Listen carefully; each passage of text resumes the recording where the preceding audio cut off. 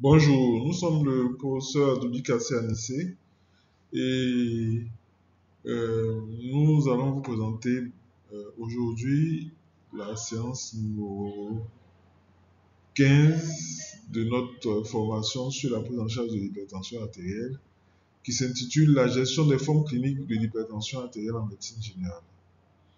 Alors, comme objectif de ce cours,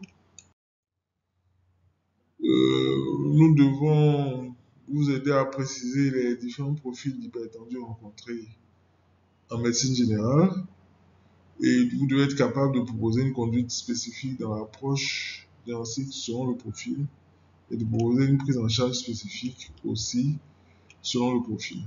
Alors, on va présenter donc ces différents profils sous forme de cas cliniques et tirer les leçons qui s'imposent.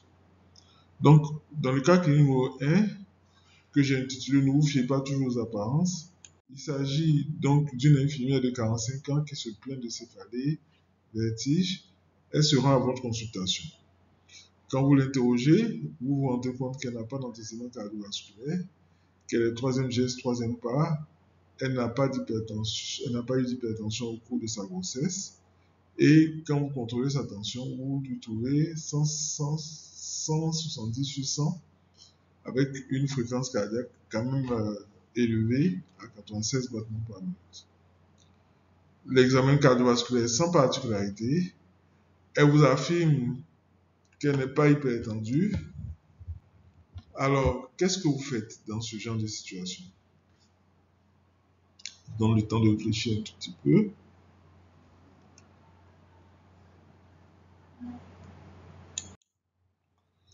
Alors, ce qu'il faut faire déjà, c'est de se mettre dans des conditions de contrôle optimales. Donc, vous lui faites un repos prolongé et vous lui faites un deuxième et troisième contrôle. Et vous trouvez toujours des chiffres de pression élevés, 155-95 mm de mercure, avec une fréquence à 88 battements par minute. Qu'est-ce que vous devez faire après? Ou bien qu'est-ce que vous proposez de faire?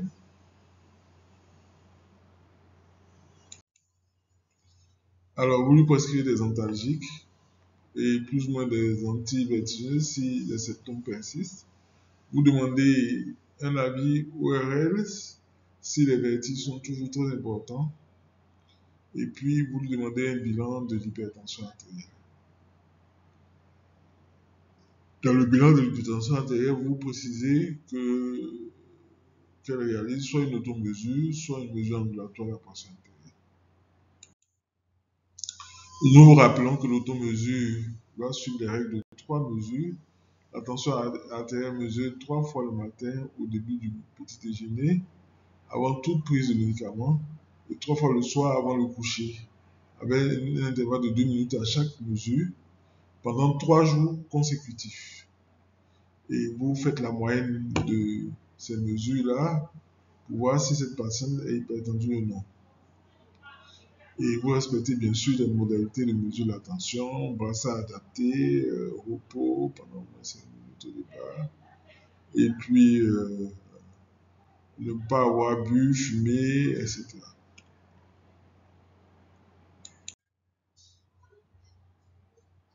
La mesure ambulatoire de la pression artérielle chez elle a montré des chiffres de pression artérielle normale globalement, 118/73, normal en période diurne, 123/76, et normal en période nocturne, 99/62 mm de mercure. Mais vous voyez dans, dans le diagramme que les chiffres de tension sont élevés en début d'enregistrement. Elle a une hypertension en début d'enregistrement et même à la fin de l'enregistrement, elle a une toute petite hypertension. Et c'est ça l'hypertension artérielle blouse blanche. Et elle a un profil d'hyper, donc un profil normal. L'hypertension artérielle blouse blanche, donc, c'est la constatation d'une pression artérielle élevée en consultation associée à une pression artérielle normale en dehors du cabinet. Donc, nous pouvons dire que cette patiente fait de l'hypertension blouse blanche. On parle d'effet blouse blanche quand il y a une hypertension vraie sous-jacente. Dans ce cas, les chiffres de tension en consultation sont beaucoup plus importants qu'à domicile. Donc, chez un sujet hypertendu, vrai, s'il a des chiffres de tension qui s'élèvent encore plus au moment où il vient en consultation au cabinet, en ce moment-là, on parlera d'effet blouse blanche. Donc, hypertension artérielle avec effet blouse blanche. Mais chez quelqu'un qui n'est pas hypertendu et qui fait de l'hypertension au cabinet, on parlera d'hypertension blouse blanche. Cette fréquence varie entre 20 et 25% et augmente avec l'âge environ et peut atteindre 45%. Sa signification pathologique est dès lors est discutée et il y a beaucoup de vives controverses. Une fois encore, les contradictions relevées sont en grande partie dues aux différences concernant les critères de référence choisis. L'hypertension de la blouse blanche, dans les faits, n'est qu'un aspect particulier de l'effet blouse blanche. Donc, comme je vous ai expliqué. Et la question, c'est est-ce qu'il faut traiter? L'attitude est discutée quant au traitement. Dans tous les cas, il faut proposer des mesures génétiques.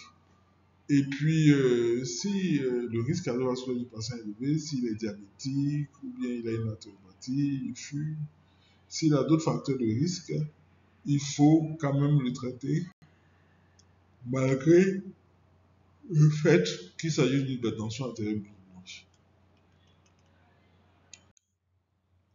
Alors, quelles sont les leçons apprises de ce cas? C'est que l'hypertension blouse blanche doit être recherchée chez le jeune, chez le sujet âgé, chez le sujet récemment diagnostiqué, chez le sujet présentant une HTA avec intolérance médicamenteuse, chez le diabétique, chez le patient qui fait l'automesure chez le diabétique. L'automesure doit être encouragée et les mesures répétées sont aussi encouragées. Donc, chez les patients qui présentent de l'hypertension blouse blanche, il faut encourager l'automesure.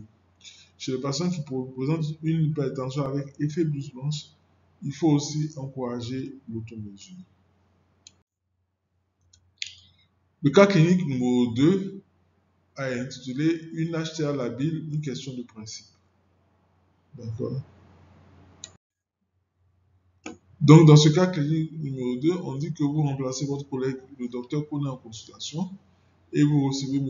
X, 58 ans, comptable, expert comptable même, que le docteur Kone suit depuis 3 ans pour HTA sévère, non compliqué, et qu'il a mis sous 3 médicaments. Fluidex LP, un comprimé le matin, Cosa 1 le matin, Imperium 1 le matin, 1 le soir.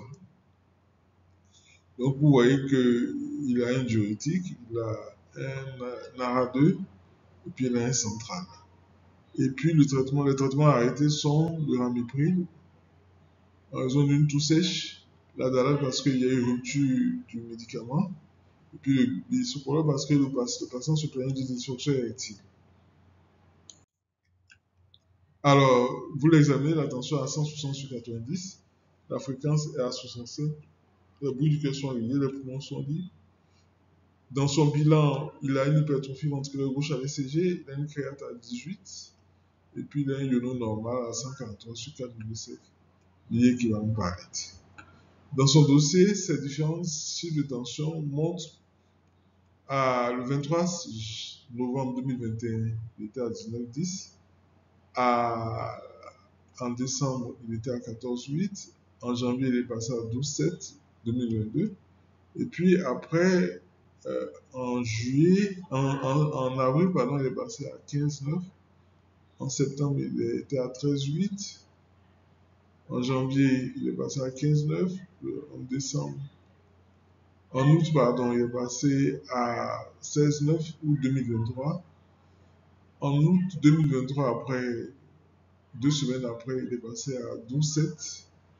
Et puis le 24 mars 2024, il était à 14,8. Et là, il est à 16,9. Donc on voit que sa tension fait le yo-yo, sa tension est très variable. C'est le constat. Donc, c'est une hypertension artérielle qui est tantôt équilibrée, tantôt non équilibrée. On remarque que dans les consultations, ces consultations sont espacées. Quand les consultations sont espacées, l'hypertension se déstabilise. Il a une atteinte infraclinique déjà, donc il a une hypertrophie ventriculaire gauche, il a une atteinte rénale. Et donc, nous pensons que ce patient a un problème d'observance. Il faut lui faire un test d'évaluation de l'observance. Il faut réévaluer sa fonction érectile. Et puis, il faut simplifier son traitement en lui donnant une trithérapie fixe plutôt qu'une bithérapie avec plein de médicaments. Une trithérapie qui va associer le losartan qu'il prend déjà, puisqu'il prend du Prozac. L'hydrochlorothiazide, il prend de l'endapamide, donc ça peut remplacer. Et puis l'amlodipine, il prenait déjà de la nifedipine, mais il y a eu une rupture, donc il a arrêté d'en prendre. Mais l'amlodipine peut parfaitement jouer le rôle de la nifedipine. Et ce patient, vous devez l'éduquer, surtout sur l'automesure, donc d'éduquer sur l'intérêt de ne pas être mal observant, mais aussi sur la façon dont il doit prendre attention. Donc, avec l'automesure, il va se rendre compte que les contrôles de tension,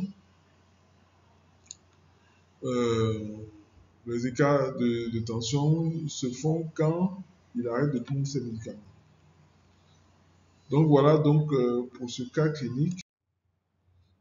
Et dans les recommandations sur la prise en charge de l'hypertension artérielle, le SA 2018, les traitements sont recommandés en bithérapie fixe ou en trithérapie fixe et non en trithérapie libre. Vous voyez que quand le traitement est libre, il y a une mauvaise observance thérapeutique.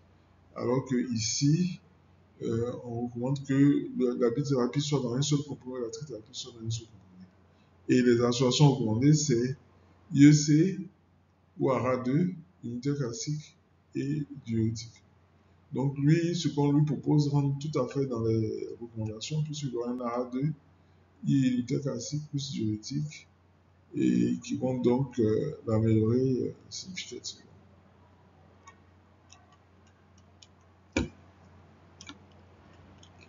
Les recommandations aussi 2023, ESH, font les mêmes recommandations, un seul comprimé en bithérapie ou en trithérapie, avec les recommandations sur le type de médicament USCOA2, inhibiteur classique et diurétique.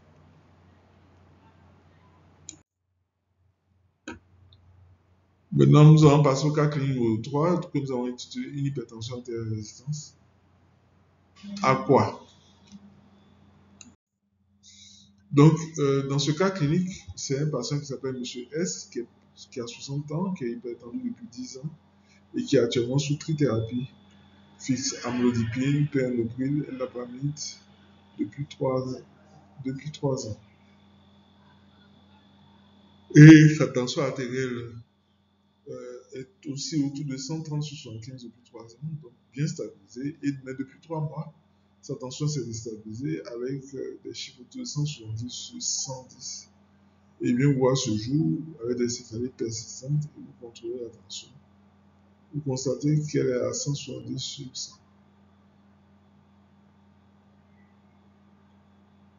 À l'interrogatoire, il a des troubles du sommeil depuis 3 mois, consécutifs au déménagement à Le Couvent. Il vivait à Cocody, tranquillement. Il a une lobarthrose nécessitant la prise en charge d'ibuprofène. Ensuite, il a changé de poste de responsabilité avec de nombreuses réunions à faire cette fois-ci.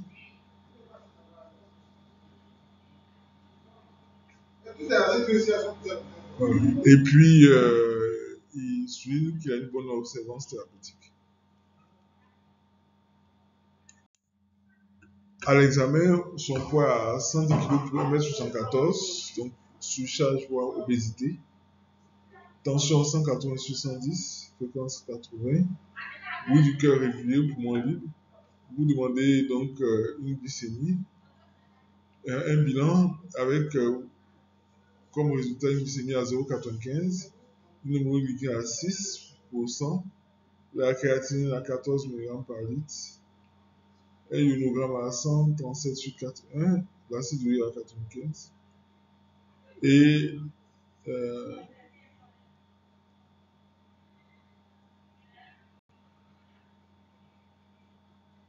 les transaminases normales. Alors, peut-on qualifier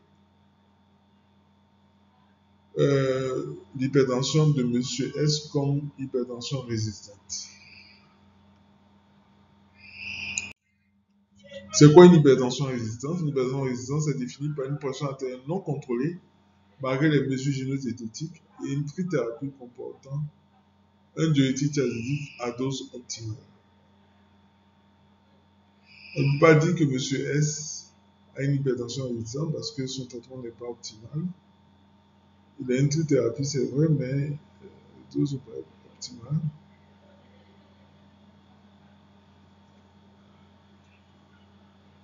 Donc voilà. Maintenant, il faut savoir que dans la stratégie il y a aussi des hypertensions artérielles résistantes. Il y a deux algorithmes qui se valent. D'abord, si vous pensez que l'hypertension n'est pas contrôlée et vous cherchez à voir si elle est résistante, vous voyez si le traitement est à dose optimale. Si ce n'est pas le cas, elle n'est pas. Si c'est le cas, est-ce qu'il y a un problème d'observance? Si ce n'est pas le cas, est-ce que l'hypertension artérielle est isolée en consultation? Donc, il faut éliminer une hypertension artérielle blouse blanche. Si ce n'est pas le cas, il faut rechercher des résistances médicamenteuses. Et si ce n'est pas le cas, en ce moment-là, il s'agit d'une hypertension artérielle probablement résistante.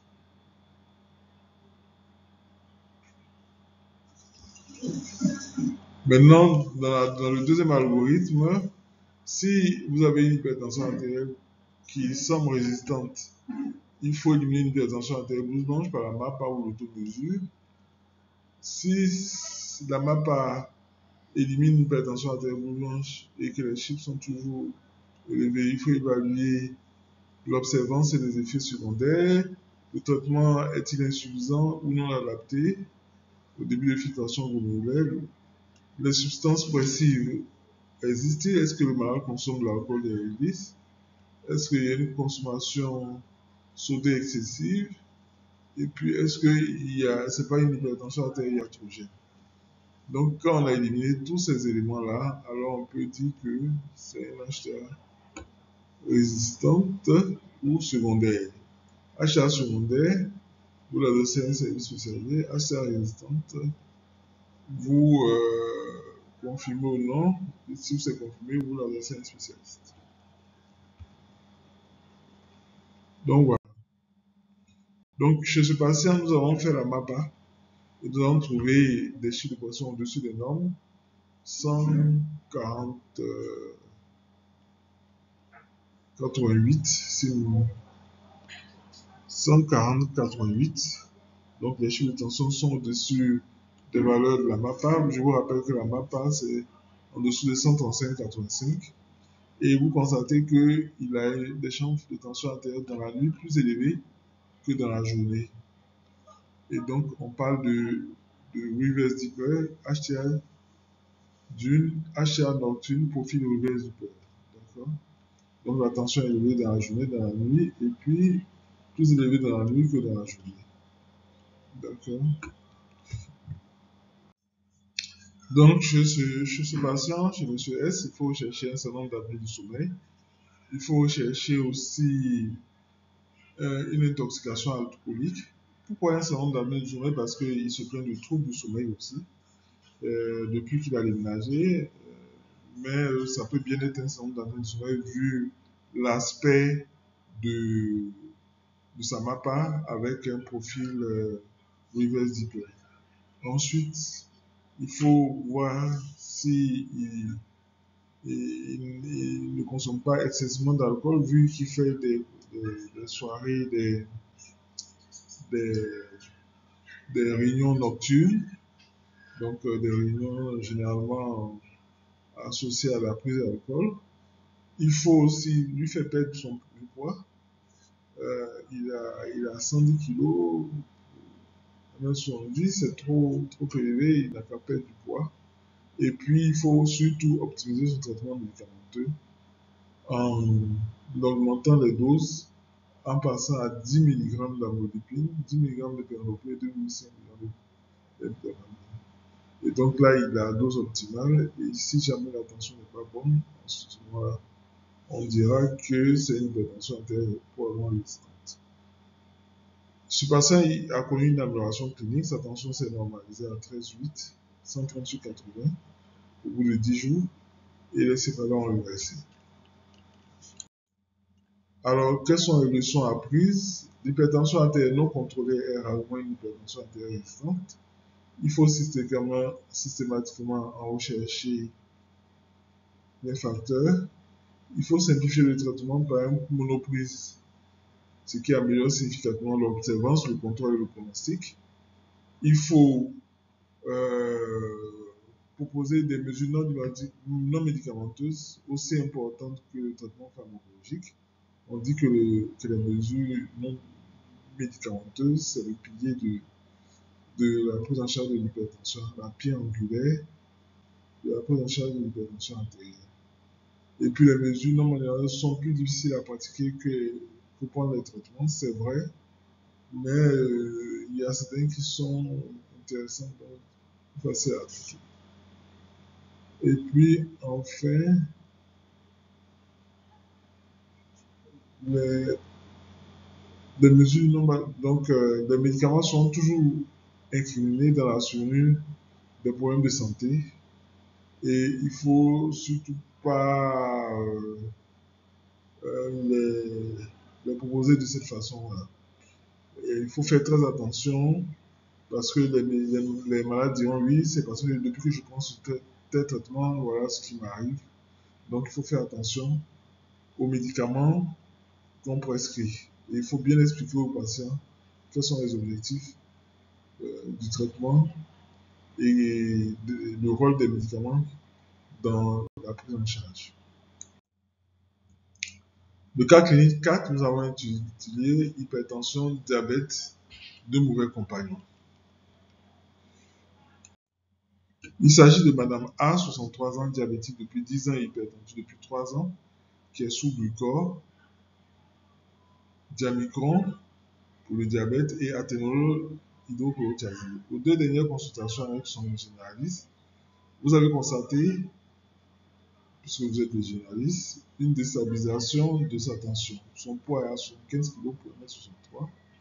Elle avait 140 sur 90, une fréquence à 55 le 20 avril et puis le 12 juin, elle est venue encore à 160 sur 5.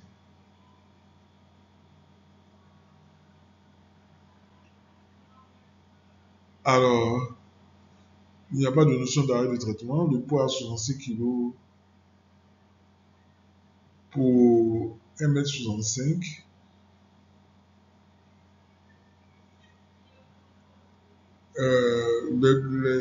Au début, elle avait donc 75 kg pour 1m63. 66 kg pour 1m63, donc elle a perdu jusqu'à 10 kg depuis les 10 ans que vous la suivez. Alors, quel bilan demandez-vous dans ce contexte?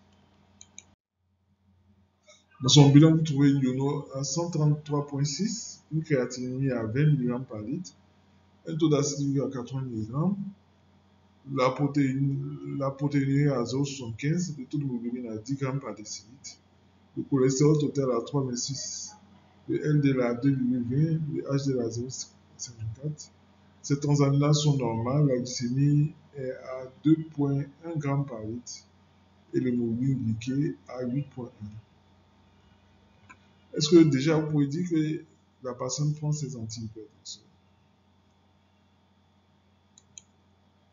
Oui, a priori, puisque sa fréquence est à 52 par minute, du fait du bêta-bloquant et son sodium à 130 du fait du diurétique. Donc, ce n'est pas une mauvaise observance thérapeutique chez elle. D'accord? Quels sont les facteurs de déstabilisation de l'hypertension artérielle chez cette patiente? D'abord, le diabète est déstabilisé. elle a une néphropathie diabétique, elle a une dyslipidémie. Tous ces facteurs-là sont des facteurs qui favorisent donc la déstabilisation de son hypertension. Alors, qu'est-ce que vous pouvez nous dire dans ce tableau? Bon, donc voilà la néphropathie diabétique, le diabète,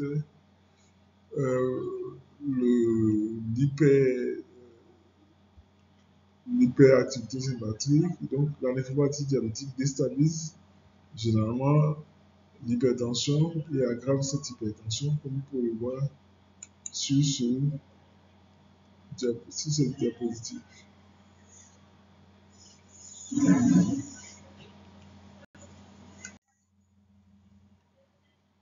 Et donc, dans les recommandations, ESH 2023, il est recommandé dans le tableau que la patiente présente d'associer un IEC ou un ARA2 avec un calcibloquant ou un diurétique dans la prise en charge de son hypertension à la première étape.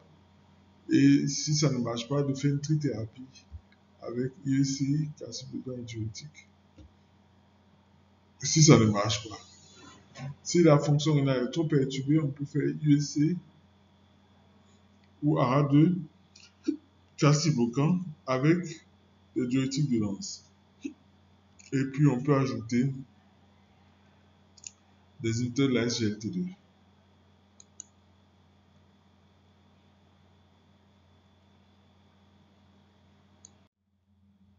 Donc, nous vous rappelons que la maladie chronique,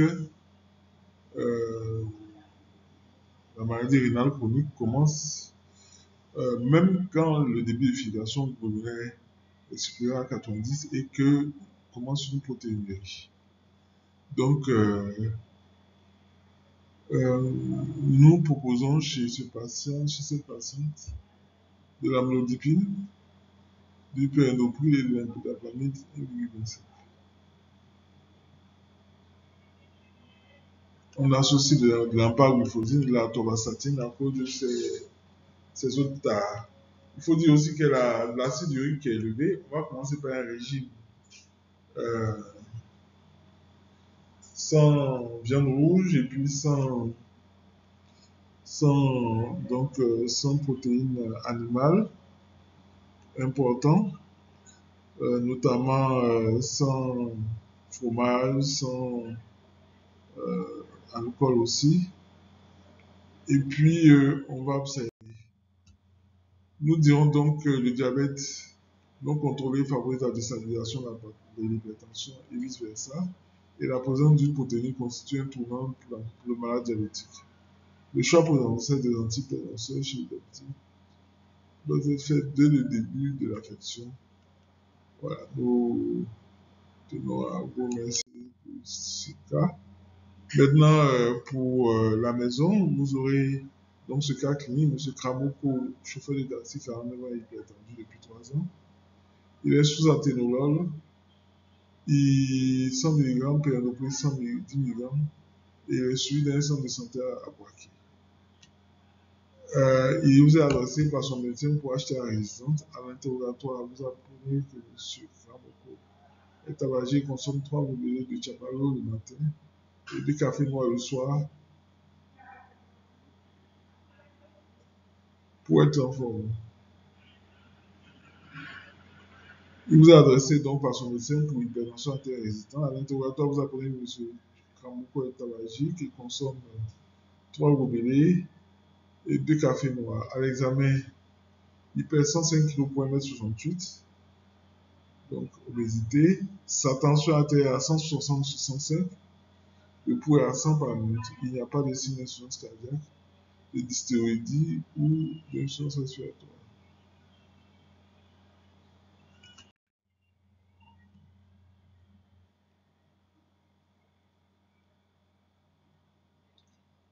Êtes-vous d'accord avec le terme HTA résistance chez ce patient?